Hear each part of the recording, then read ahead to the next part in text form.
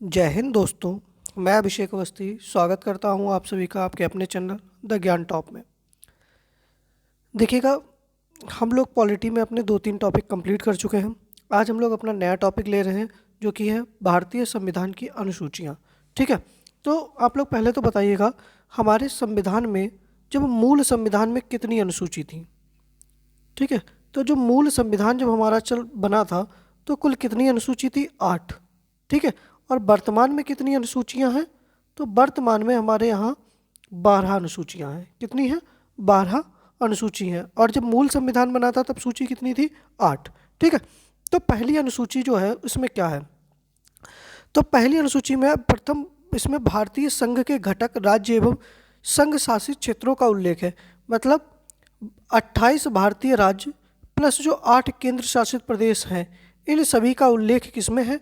तो प्रथम अनुसूची के अंतर्गत इनका उल्लेख है। ठीक है, द्वितीय अनुसूची में क्या है कि देखिएगा, जो भी राज्य व्यवस्था के अंतर्गत पदाधिकारी हैं तो उनको जो वेतन, भत्ते और पेंशन आदि जो दी जाएगी वो किससे दी जाएगी? तो भारतीय संविधान में जो द्वितीय अनुसूची है यह किससे संबंधित है? तो वेतन, भत्ते, पेंशन आदि से यह संबंधित है। ठीक है, जो तृतीय अनुसूची है इससे क्या है? तो देखो, जो शपथ ग्रहण होती है, क्या जो लोग मंत्री वगैरह जो होते हैं या उच्चतम न्यायालय या उच्च न्यायालय के जो न्यायाधीश होते हैं वो सब शपथ ग्रहण करते हैं, तो वो किसके द्वारा करते हैं? तृतीय अनुसूची के द्वारा शपथ ग्रहण करते हैं। जो आपकी चौथी अनुसूची है इसमें क्या है कि विभिन्न राज्यों तथा संघीय से क्षेत्रों की राज्यसभा में प्रतिनिधित्व का विवरण दिया गया है। देखिएगा, जो जितने भी विभिन्न राज्य और केंद्र शासित प्रदेश हैं तो उनका राज्यसभा में किस तरीके से प्रतिनिधित्व वो करेंगे उसका पूरा विवरण जो है वो भारतीय संविधान की चौथी अनुसूची में दिया गया है। ठीक है, आगे है पांचवी अनुसूची। इसमें विभिन्न अनुसूचित क्षेत्रों और अनुसूचित जनजाति के प्रशासन और नियंत्रण के बारे में उल्लेख है।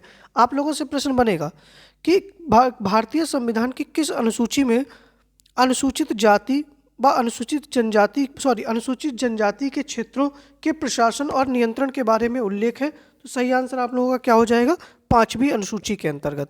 ठीक है, फिर आती है हमारी छठी अनुसूची। इसमें क्या है कि इसमें असम, मेघालय, त्रिपुरा और मिजोरम राज्यों के जो जनजातीय क्षेत्र हैं उनके प्रशासन के बारे में प्रावधान है।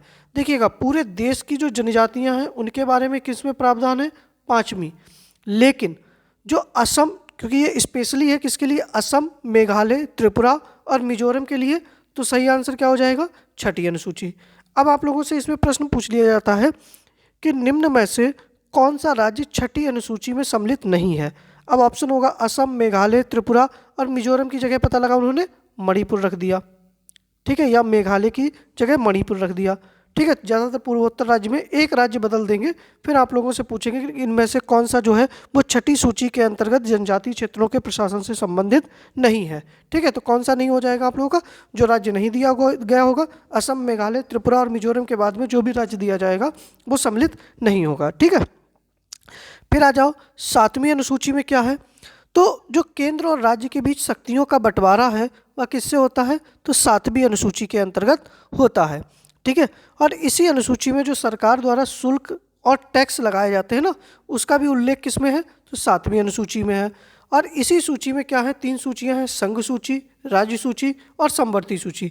ठीक है, तो संघ सूची क्या होती है? जिनके ऊपर संघ अपना मतलब केंद्र सरकार कानून बनाए, राज्य सूची के ऊपर राज्य सरकार कानून बनाए और समवर्ती सूची के ऊपर जो दोनों मिलकर कानून बनाए। ठीक है, आठवीं अनुसूची क्या है? इसमें 22 भाषाएं हैं हमारे संविधान में। ठीक है, तो 22 भाषाओं का उल्लेख किसमें किया गया है? तो भाषा से संबंधित कौन सी है? तो आठवीं अनुसूची है। अच्छा, जब मूल संविधान बना था तब कितनी भाषाएं थी? तो भैया 14 भाषाएं थी। कितनी थी? 14। लेकिन जब 21वां संविधान संशोधन हुआ तो सिंधी को मिलाया गया। ठीक है, किसको? सिंधी को मिलाया गया।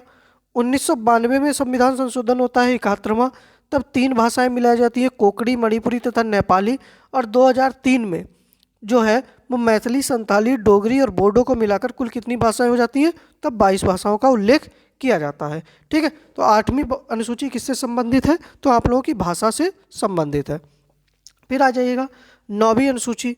तो देखिएगा, आपसे पूछा जाएगा, देखो मैंने बताया था कि मूल संविधान में कितनी अनुसूची थी, तो 8 थी।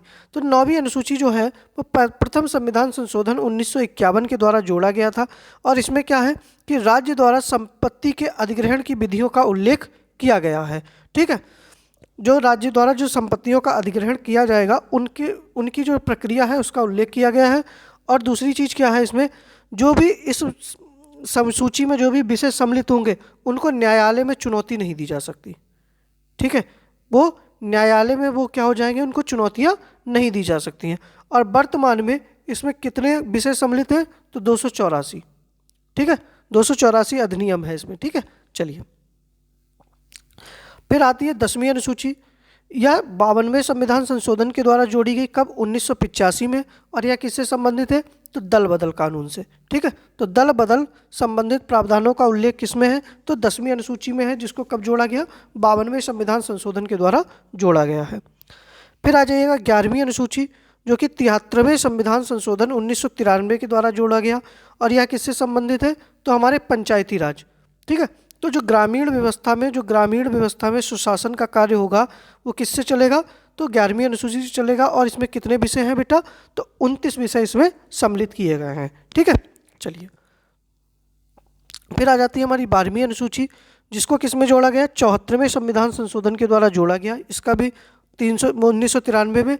और जो नगर पालिका, ठीक है, जो शहरी क्षेत्र में स्थानीय सुशासन होगा, ठीक है, जो शहरी क्षेत्र में स्थानीय प्रशासन होगा वो किससे जोड़ा जाएगा, तो 12वीं अनुसूची के द्वारा।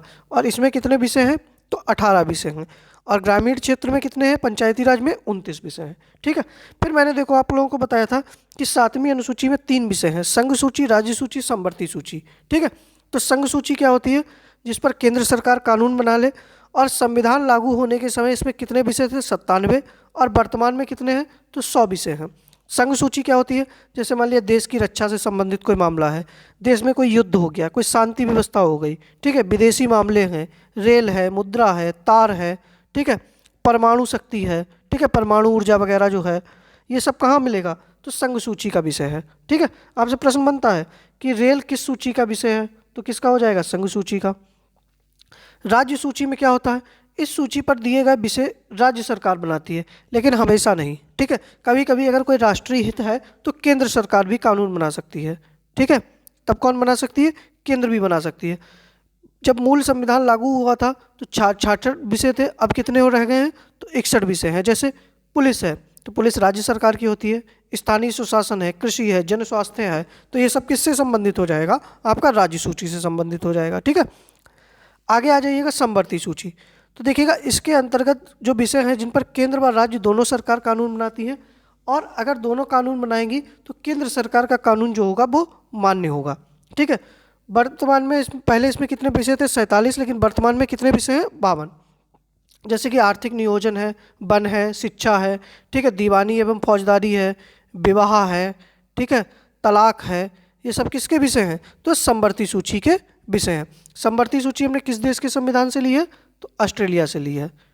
कहाँ से ली है, ऑस्ट्रेलिया से इसको ग्रहण किया है। ठीक है,